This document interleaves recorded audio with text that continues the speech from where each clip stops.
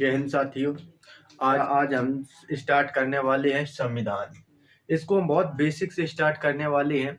आपको पता ही नहीं चलेगा हमने कब संविधान खत्म कर लिया है, और इसके जो बेसिक क्वेश्चन है उनको हम साथ साथ निपटाते हुए चलेंगे। हम एक टॉपिक पढ़ेंगे, उसके जितने क्वेश्चन बन सकते हैं जो आए प्रीवियस ईयर में जो आए हुए हैं उनको हम तुरंत निपटाते हुए चलेंगे। देखिए, पहले मैं क्या करूंगा, सबसे पहले इसको पढ़ने का मेरा एक स्ट्रेटजी बनाई है कि पहले हम जो भी टॉपिक है उसको हम पढ़ेंगे, ठीक। उसके में जो क्वेश्चन अभी आए हैं उन क्वेश्चनों को हम निपटाएंगे, और कौन क्वेश्चन बन सकते हैं हम उन क्वेश्चनों पर भी बात करेंगे। देखिए, इसको पढ़ने के लिए एक संविधान बड़ा टॉपिक होता है, मतलब, और इसे पढ़ने के लिए तो पूरी किताबें पढ़ी हुई हैं, आप कहीं से भी पढ़ सकते हैं। और याद करने का भी एक अपना तरीका होता है, किस प्रकार से हमें याद हो, हम उस पर भी हम अपना सब कुछ खत्म करेंगे, और एकदम बेसिक से इसे स्टार्ट करेंगे, जिससे हमारे सर पर बोझ भी ना लगे, और पेपर जब आए तो उसमें हम अपनी पकड़ बना सकते हैं। ठीक है। देखिए, सबसे पहले हम स्टार्ट करेंगे इसके संविधान के संवैधानिक विकास से, भारत के संवैधानिक विकास से, मतलब इसकी नींव से स्टार्ट करेंगे, संविधान की नींव।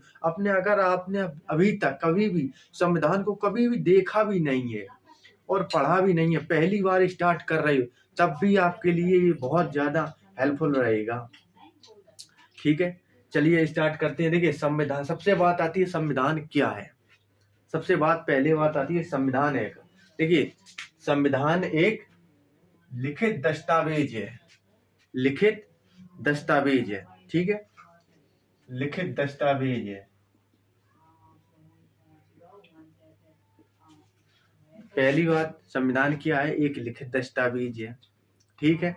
और दूसरी है कि ये कैसा है, मतलब ये वैधानिक दस्तावेज है, वेज है। देखिए, इसे पहला क्वेश्चन है कि अब हम अपने संविधान की बात कर रहे हैं, वरना ब्रिटेन में तो लिखित संविधान नहीं है, तो आपने क्या अब उसमें लिखा है कि संविधान क्या है। देखिए, हम अपने देश की बात कर रहे हैं, तो हमारे देश का जो संविधान है वो पहली बार लिखित दस्तावेज है, दूसरी एक वैधानिक दस्तावेज, मतलब लीगल है, मतलब ये नियमित है, ठीक है। वैधानिक का मतलब होता है नियमित और लीगल, इसे हम इंग्लिश में लिखे। अब देखिए, ये हो गया। अब इसका तीसरा जो प्रारूप है ये क्या है। देखिए, इसका तीसरा प्रारूप है कि यह भारतीय जनता के विश्वास के प्रति परे है। भारतीय जनता के विश्वास के प्रति परे है। लिखिए, भारतीय जनता विश्वास के प्रति, भारतीय जनता परे है, परे है। देखिए, अब विश्वास के प्रति परे है, ठीक है। और तीन बातें हो गई। अब देखिए, इसकी जो पृष्ठभूमि है, पृष्ठभूमि मतलब ये कहाँ से शुरू हुआ। ये भारतीय ब्रिटेन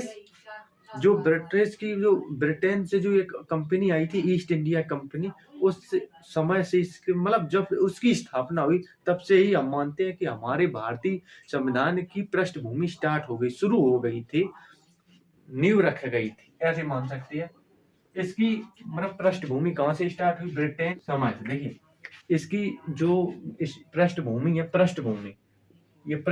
है, ये ईस्ट इंडिया कंपनी की स्थापना के समय से शुरू हो गई थी, मतलब नींव रख गई थी हमारे भारतीय संविधान की।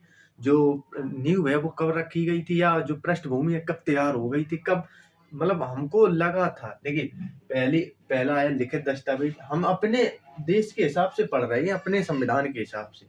पहला लिखित दस्तावेज है। दूसरा वैधानिक दस्तावेज, भारतीय जनता के विश्वास के प्रति परे है। इसकी जो पृष्ठभूमि है वो कब से मानी जाती है। इसकी जो पृष्ठभूमि है, ईस्ट इंडिया कंपनी की स्थापना के समय से हम इसकी पृष्ठभूमि मान सकते हैं। इतनी बात ठीक है। अब देखिए, अब जो इसके क्वेश्चन है, जो इससे रिलेटेड क्वेश्चन आए, वो आपको स्क्रीन पर दिख रहे होंगे। पहला देखिए क्वेश्चन मैं पढ़ के दिखाता हूँ। पहला क्वेश्चन है कि संविधान क्या है, ठीक है। संविधान, पहला क्वेश्चन आपको दिख रहा होगा ऊपर। पहला, इसे मैंने इसलिए हाथ से इसलिए लिखा है क्योंकि ये मैंने जो प्रीवियस ईयर क्वेश्चन है उनसे हमने निकाले हैं, ये कहाँ से आए हैं वो हमने निकाले, आपको इसलिए दिए, और मैंने इसे अपने हाथ से लिखा हुआ है, ठीक है। पहला क्वेश्चन है कि संविधान क्या है, ठीक है। देखिए, ये लिखित दस्तावेज है और वैधानिक दस्तावेज, ये दोनों ऑप्शन हो सकती है। मैंने ऑप्शन नहीं लिखे हैं, उसमें आप अपने हिसाब से, क्योंकि हमें पेपर अभी पढ़ रहे हैं तो हम उसके हिसाब से पढ़ेंगे। हम अभी क्वेश्चन नहीं कर रहे हैं, हम सिर्फ उनके देख रहे हैं प्रारूप किस प्रकार क्वेश्चन आते हैं। ठीक है। तो पहला क्वेश्चन है कि संविधान क्या है, तो एक लिखित दस्तावेज, ठीक है। अब दूसरा क्वेश्चन क्या है कि संविधान किस पर निर्भर है, संविधान किस पर निर्भर है। तो देखिए संविधान है ये किस पर निर्भर है, ये निर्भर है भारतीय जनता पर, ये जनता पर निर्भर है, भारतीय जनता पर ये निर्भर है। तो दूसरा क्वेश्चन पहले क्वेश्चन का आंसर हो गया, ठीक है। दूसरे क्वेश्चन का जो आंसर है वो है भारतीय जनता पर, भारतीय जनता पर, ठीक है, भारतीय जनता पर निर्भर है। क्यों हम ऐसे मान सकते हैं कि भाई भारत का संविधान हम पढ़ रहे तो इसलिए भारतीय जनता, अगर हम यूएस का में होते तो हम पढ़ते यूएस के संविधान की यूएस का संविधान किस पर निर्भर है या उसका संविधान किस पर, तो हम कहते यूएस की जनता पर निर्भर है, ठीक। इसलिए हमें भारत की जनता पर निर्भर हम मान कह सकते हैं। वरना अगर वो सीधी पूछता कि संविधान किस पर निर्भर है तो हम कहते सीधी जनता पर निर्भर है। वो किसी भी देश का हो सकता है संविधान, लेकिन उसमें पहले मैं पढ़ रहा हूँ कि भारतीय संविधान किस पर निर्भर है, तो भारतीय संविधान भारतीय जनता पर निर्भर है, ठीक है। अब देखते हैं हम आगे तीसरा क्वेश्चन क्या है कि भारतीय संविधान के विकास की पृष्ठभूमि कब पड़ चुकी थी। हाँ, भारतीय संविधान की जो पृष्ठभूमि है वो कब पड़ चुकी थी। अभी हमने क्वेश्चन आपको पहले ये बताया था, ये देखिए ये हिडन क्वेश्चन है, इसे हमें समझना पड़ेगा। जो दूसरा क्वेश्चन है वो हिडन क्वेश्चन है और तीसरा जो क्वेश्चन है वो हमने अभी आज बताया कि भारतीय संविधान की जो पृष्ठभूमि है वो ईस्ट इंडिया कंपनी की स्थापना के समय हो चुकी थी, मतलब स्थापना के समय ही इसकी पृष्ठभूमि मतलब स्थापित हो चुकी थी, मतलब शुरू हो चुकी थी, ठीक है। अब देखते हैं हम आगे कि भारतीय संविधान को हम किस प्रकार से डिवाइड करते हैं। देखिए भारतीय संविधान की पृष्ठभूमि को हम दो प्रकार से डिवाइड कर सकते हैं। भारतीय संविधान की पृष्ठभूमि को हम दो प्रकार से डिवाइड करते हैं। पृष्ठभूमि दो प्रकार से, देखिए दो प्रकार की जो पृष्ठभूमि है हम इसे दो प्रकार के देख सकते हैं। देखिए पहली जो है, पहले मैं इसे मान सकता हूँ कि देखिए जब ईस्ट इंडिया कंपनी की स्थापना हुई थी 1600 में, इसकी स्थापना हुई थी 1600 में ये दिसंबर 1600 में इसकी स्थापना हुई थी। तो इससे भारत में जब इसकी एंट्री हुई थी तो लगभग 1773 से इसकी जो एक्ट हुए थे वो स्टार्ट हुए थे और लगभग ये एक्ट चले थे 1853 तक, लगभग 80 साल तक इसके एक्ट ईस्ट इंडिया कंपनी के अधीन रही और 1858 से लेकर 1947 तक ये ब्रिटिश क्राउन के अंतर्गत रही। तो इसे हम दो प्रकार से डिवाइड करते हैं, इसकी पृष्ठभूमि को हम दो प्रकार से डिवाइड करते हैं। पहली तो है कंपनी के अधीन,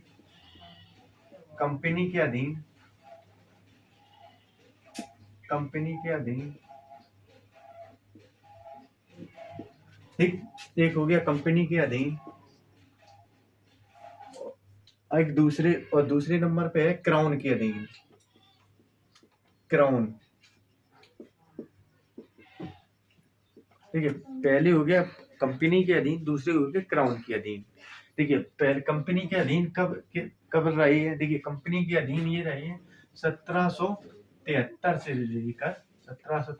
लेकर 1853 तक ये ब्रिटिश ईस्ट इंडिया कंपनी के अधीन रहे हैं। जो हमारे संविधान का जो स्ट्रक्चर है वो किस प्रकार से आया है सामने। और दूसरा रहा है 1858 से लेकर 1947 तक, ठीक है। अब हम देखते हैं इनको, देखिए अब इनके हम एक्ट लिख के आपको दिखा, देखिए एक्ट आपको हम लिख के दिखाएं तो इससे आपको टाइम वेस्ट होगा, मेरा भी टाइम वेस्ट होगा। तो आपको हमने जो स्क्रीन पर आप साइड में देख रहे हैं वो देख लीजिए आप। देखिए सबसे पहला जो है वो है एक्ट है, पहला है 1773 में जो एक्ट आया था रेगुलेटिंग एक्ट, 1773 में रेगुलेटिंग एक्ट आता है, ठीक है, आपको दिख रहा होगा। फिर आता है 1784 का समय, इसे पिट्स इंडिया एक्ट कहते हैं, ठीक है। पिट्स इंडिया एक्ट के बाद फिर आता है 1793 का समय, 1793 है, हाँ 1793। फिर चार्टर एक्ट आता है, charter act, CA charter act. फिर इसी के बाद जस्ट आगे 13 में 1813 में सीए आता है। इसके आगे वाला चार्टर एक्ट, सी का मतलब चार्टर एक्ट, ठीक है। फिर 1833 में फिर सीए एक आता है। बाकी ये रेगुलेटिंग एक्ट था, ये पिट्स इंडिया एक्ट था, बाकी ये चार्टर एक्ट थे, ठीक है। एक आगे वाला ये थे 1853 का, ये आखिरी था एक्ट, ये चार्टर एक्ट ये आखिरी था, ठीक है। ये हमने देख लिए। ये जो थे ये थे कंपनी के अधीन, ये कंपनी के अधीन थे। और ये वाले हैं जो 1858 से लेकर स्टार्ट होते हैं। 1858 में स्टार्ट होता है, दूसरा स्टार्ट होता है 1861 में। 58 के बाद 1861 आता है समय। 1861 के बाद तो देख रहा देखिए समय पर ये अपने बदलते रहे।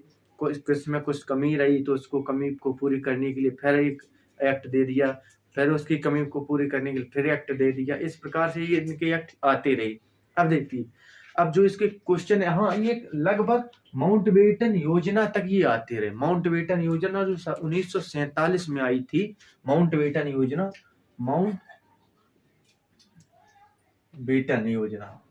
1947, हम इस समय तक इसको 1858 से लेके 1947 तक जितने भी एक्ट आए, जितने भी भारत शासन अधिनियम आए, परिषद आए, जो भी आए, वो इसके अधीन हम पढ़ते हैं। और जो बाकी बचे हुए हैं वो इसके अधीन हम पढ़ते हैं। अब देखिए इससे कौन कौन से क्वेश्चन आए हैं, अब हम उन क्वेश्चनों को डिफाइन करेंगे। और आपके क्वेश्चन देखिए, मैंने जो जितने हैं आपको दिखा दी। अब जब क्वेश्चन इसके हैं, देखिए अब हमको क्वेश्चन आपको लिखे हुए दिख रहे होंगे। आप पहला क्वेश्चन है कि भारतीय संविधान को कितने भाग, भारतीय संवैधानिक विकास को कितने भागों में डिफाइन किया गया। पहला क्वेश्चन है भारतीय संविधान के विकास को कितने भागों में डिफाइन किया गया। तो हमारा ऑप्शन होगा 2। कौन कौन से? कंपनी के अधीन और एक और ब्रिटिश क्राउन के अधीन। 2 हो गए, ठीक है। आगे वाला क्वेश्चन देखते हैं, भारतीय संविधान विकास के क्रम में कंपनी के अंतर्गत कब आया। भारतीय विकास का क्रम में कि भारतीय संविधान विकास के क्रम में कंपनी के अंतर्गत कब आया। देखिए कंपनी के अंतर्गत तो हम इसे 2 माध्यम से समझ पाते। देखिए एक तो सबसे पहले जो आया था 1773 से लेके 1853 तक, ये इसके अधीन रहा है, कंपनी के अधीन, ठीक है।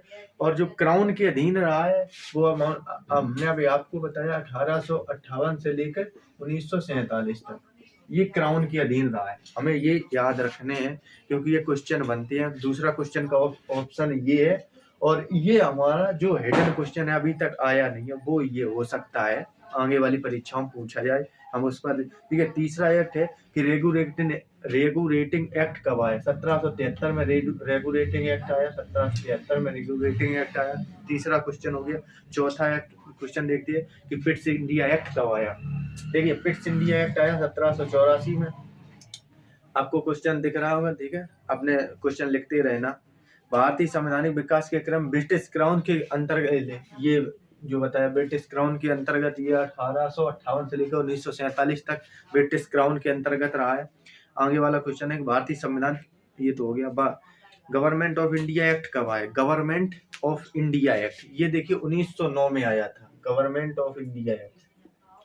इसी को मार्ले मिंटो एक्ट कहते हैं, ठीक है। अब देखिए जो क्वेश्चन इससे बनने वाले थे और जो थ्योरी इसमें थी नहीं, क्योंकि इसमें सिर्फ मैंने डेटिंग बताई थी। डेटिंग आपको याद करनी पड़ेगी, 1773 से 1793, 1784, फिर 1793, 1813 तक, ये आपको काउंटिंग याद करनी पड़ेगी। और ये वाली जो काउंटिंग थी ब्रिटिश क्राउन की, ये आपको देखिए, इनको याद करने के लिए मैं आपको सिंपल एक तरीका बताता हूँ कि जितने भी आपको वैसे जो नॉर्मल थे वो आपको तो याद हो ही जाएंगे, और आपको 20 का डिफरेंस याद रखना है कि जब भी आए तो वो 20 के डिफरेंस में आए थे। जैसे 1793 से लेके फिर 1813 में आया था, लगभग 20 साल का ये डिफरेंस रहा है। अब इसी प्रकार से हमें आगे 1813 के बाद 1833 में आया, लगभग 20 साल का डिफरेंस था। तो हमें इस प्रकार से अपने डिफरेंस को उनको हमें देखना है, क्योंकि उसे भी हमें देखना जरूरी है। अब हम इसे देखते हैं कंपनी की स्थापना के बारे में। देखिए कंपनी की स्थापना पहली देखिए कंपनी की स्थापना, क्योंकि इसे भी पढ़ना जरूरी है। कंपनी की स्थापना देखिए, कंपनी की स्थापना हुई थी 31 दिसंबर 1600 में। 31 दिसंबर 1600 में, ठीक है। पहली सबसे बड़ी चीज है ये, हमें ये ध्यान में रखनी है इसकी स्थापना कब हुई थी। ये इम्पोर्टेंट है, पहला जो क्वेश्चन बन सकता है और जो आने की प्रबल संभावना है वो ये है। अब इससे हम दूसरा क्वेश्चन देखते हैं, अब आगे देखते हैं क्या हुआ। देखिए इसमें जो रानी, उस समय रानी कौन थी? एलिजाबेथ थी। एलिजाबेथ ठीक है। एलिजाबेथ उस समय रानी थी जिन्होंने पूर्वी देशों के साथ, 15 पूर्वी देशों के साथ आदेश दिया था। 15 पूर्वी देशों के साथ मतलब इन्होंने ये कहा था कि आप मतलब इनके पास एक लॉर्ड मेयर थे उस समय, जो इस कंपनी को मतलब इन्होंने ही प्रस्ताव रखा था महारानी एलिजाबेथ के सामने कि हम एक कंपनी की स्थापना कर रहे हैं, और वो कंपनी मतलब पूर्वी देशों, मतलब एशियाई देशों के साथ, 15 एशियाई देशों के साथ या 15 पूर्वी देशों के साथ। देखिए ब्रिटिश कहाँ पर है? ब्रिटिश देखिए यूरोप में है। यूरोप अब इधर पर यूरोप के बाद जो एशिया है, इधर का जो सबसे बड़ा जो क्षेत्र है वो एशिया का है। तो इससे किधर है ये? इधर तो है पूर्व के साइड। तो इसीलिए इसे पूर्वी देश इन्होंने कहा था। यूरोप ब्रिटेन यूरोप में है। तो और यूरोप के किधर है? यूरोप के हम पश्चिम में, तो इसलिए ऐसे ना पूर्वी हिस्से में, हम ब्रिटेन के पूर्वी हिस्से में, इसलिए हम पूर्वी देशों, 15 पूर्वी देशों के साथ। और उस समय जो कंपनी की मतलब जो प्रस्ताव किसने रखा था? प्रस्ताव रखा था लॉर्ड मेयर ने। कंपनी का प्रस्ताव किसने रखा था? लॉर्ड मेयर ने, ठीक है। अब देखते हैं, हाँ इसमें कितने लोगों का शेयर था? इसमें कितने लोगों का अपना अपना शेयर था? कितने लोगों ने की हिस्सेदारी, इसमें पैसा लगाया था इस कंपनी को बनाने में? कंपनी मतलब ये कंपनी क्या थी? एक जो मसाले खरीदती थी, अपने सामान को खरीदती थी भारत के या भारत के पड़ोसी देशों के साथ, जो कम यहाँ से मसाले वगैरह जो खरीदती थी और यूरोप के देशों बाजारों में लेकर बेचती थी। तो इनका एक्सपोर्ट इंपोर्ट का जो बिजनेस था, जो मतलब आयात निर्यात था, तो उसके लिए पैसा तो जरूरी है। तो जो पैसे के लिए लोगों ने अपना अपना जो फंड दिया था, मतलब जो अपने शेयर दिए, खरीदे थे इस कंपनी के, 217 लोगों ने अपने शेयर इसमें खरीद रखे थे। 217 लोगों की इसमें हिस्सेदारी थी। अब कितनी राशि कितनी थी? इसकी राशि थी 3133 रुपए। 3133 रुपए, ठीक है। इसकी जो धनराशि इसमें लगाई गई थी, अब इतनी राशि थी, इतने लोग थे मेंबर, अब मेंबर कह सकते हैं। इन्होंने प्रस्ताव रखा था 15 पूर्वी देशों के साथ। एलिजाबेथ वो समय रानी थी। 31 दिसंबर 1916 में इसकी स्थापना हुई थी, ठीक है। अब आपको समझ में, अब देखिए इतना हो गया जो कुछ है। अब देखते हैं अब इसके प्रशासन में। देखिए इसके प्रशासन में दो लोगों की ज्यादा इंपॉर्टेंस थी। पहला एक गवर्नर था। गवर्नर जो 1916 का जो एक्ट था ना, उसी को हम अभी डिफाइन कर रहे हैं, उसी को पढ़ेंगे, इसके बाद हम आगे इसके बढ़ेंगे। देखिए गवर्नर और उसकी परिषद, इससे नाम दिया गया था। इसमें 24 लोग थे, 24 लोग, जिसमें एक गवर्नर होता था, एक उप गवर्नर होता था, बाकी 22 लोग मेंबर होते थे। तो मतलब 1+1+22 का ये रेशियो रहता था। मतलब एक गवर्नर, एक उप गवर्नर, बाकी 22 मेंबर होते थे। इसी को एक गवर्नर हो गया, एक उप गवर्नर हो गया, उप गवर्नर, ठीक है, गवर्नर। और बाकी के जो मेंबर उन्हें हम परिषद कहते थे, मतलब परिषद नहीं, उन्हें हम मेंबर कहते, सदस्य, ठीक। अब इन सबको मिला के क्या इन सबको मिला के हम कहते थे परिषद। गवर्नर और उसकी परिषद, गवर्नर परिषद, इसे हम कहते हैं गवर्नर परिषद। इन सबको मिलाकर हम कहते थे गवर्नर और उसकी परिषद, ठीक है। अब इसको कहते थे, और इन सबका मिला हुआ रूप इसको हम क्या कहते थे? Court of director. कंपनी को दिशा देने के लोग, कंपनी को दिशा देने वाले लोग हम कहते थे court of director. Court of director आप कह सकते हैं। कोर्ट ऑफ डायरेक्टर मतलब जो कंपनी को दिशा दे रहे थे, कंपनी को चलाने का जो काम कर रहे थे, निर्देशक मंडल, जिन्हें हम कह सकते हैं निर्देशक मंडल। निर्देशक मंडल, निर्देशक, ठीक है, निर्देशक मंडल जो थे उन्हें हम निर्देशक मंडल इसलिए कहते हैं। अब देखिए जो कुछ था मैंने बताया। अब देखिए इससे जो क्वेश्चन बनेंगे, देखिए अब एक बार फिर आपको रिपीट करते हैं। 31 दिसंबर 1600 में स्थापना होती है। एलिजाबेथ उस समय रानी होती है, जिन्हों के दस्तखत चाहिए थे उस पर। वो 15 पूर्वी देशों के साथ भागीदार, मतलब व्यापार के लिए 15 देशों के साथ, 15 पूर्वी देशों के साथ हमें उन्होंने बोल दिया था। ठीक है, उस समय जो मतलब जो प्रस्ताव लेकर गए थे, जिनका सुझाव था कि आप करिए, वो थे लॉर्ड मेयर। 217 लोगों ने मतलब इसमें हिस्सेदारी के मतलब इसमें पैसे लगाए थे। 3133 रुपए की इसमें धनराशि लगाई थी। 30,133 रुपए है, सॉरी 30,133 रुपए, रुपए नहीं पाउंड है, पाउंड, पाउंड 30,133 रुपए, 30,133 रुपए इसकी पाउंड मतलब ये राशि थी। गवर्नर और उसकी परिषद हम कहते हैं, जिन्हें हम कोर्ट ऑफ डायरेक्टर या कोर्ट ऑफ निर्देशक मंडल कहते हैं। अब देखिए इससे जो क्वेश्चन बनेंगे आपको दिख रहे होंगे सामने स्क्रीन पर। अब वो क्वेश्चन हम आपको दिखा देंगे। पहले एक भारत ईस्ट इंडिया कंपनी की स्थापना कब हुई थी? 1600 में, 31 दिसंबर 1600 में। ठीक है, दूसरा है महारानी ने किसकी अध्यक्षता, हाँ दूसरा है कि किसकी अध्यक्षता में, कौन अध्यक्ष था उस समय, जिस समय महारानी एलिजाबेथ ने मतलब पूर्वी 15 देशों के साथ दस्तखत किए थे। मतलब जो ये थे लॉर्ड मेयर उस समय जो अध्यक्ष थे कंपनी के, उन्होंने इसके लिए मंजूरी मांगी थी। ठीक है, तीसरा क्वेश्चन है कि कंपनी ने, हाँ ये क्वेश्चन थोड़ा आगे से आ गया है, हम इसको यहीं निपटाएंगे। ठीक है, कंपनी ने सबसे पहले जो कंपनी ने अपना कार्य प्रारंभ किया था वो सूरत से किया था। कहाँ से? सूरत से। और क्वेश्चन तीसरा यही है कि कंपनी ने कहाँ पर भारत में सबसे पहले काम स्टार्ट किया था? सबसे पहले सूरत में, लेकिन इसमें यहाँ हेडक्वार्टर नहीं बना था। हेडक्वार्टर मसूलीपट्टनम में स्थापित किया था, यहाँ पर सूरत में नहीं किया था। यहाँ पे काम स्टार्ट किया था सबसे पहले यहाँ पर। ठीक है, अब देखते हैं भारतीय आंग्ल संहिता निर्माण के विकास की नींव कहाँ से रखी गई। भारतीय आंग्ल संहिता के विकास की, भारतीय आंग्ल संहिता विकास की जो नींव है वो कहाँ से रखी गई? उसकी भी स्थापना इसी से रखी गई थी। 1600 के जो चार्टर कंपनी के जो स्थापना का चार्टर एक्ट था, उसी के माध्यम से स्थापित किया गया था। देखिए हम धीमे धीमे पढ़ेंगे, क्योंकि संविधान को पढ़ने का एक अपना वो भाई अनुभव है।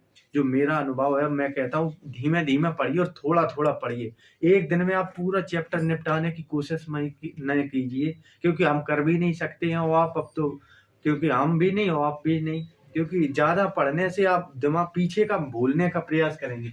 आज जितना पढ़ा है आपने, अगर लिखा है तो अच्छी बात है, नहीं लिखा तो और भी अच्छी बात है।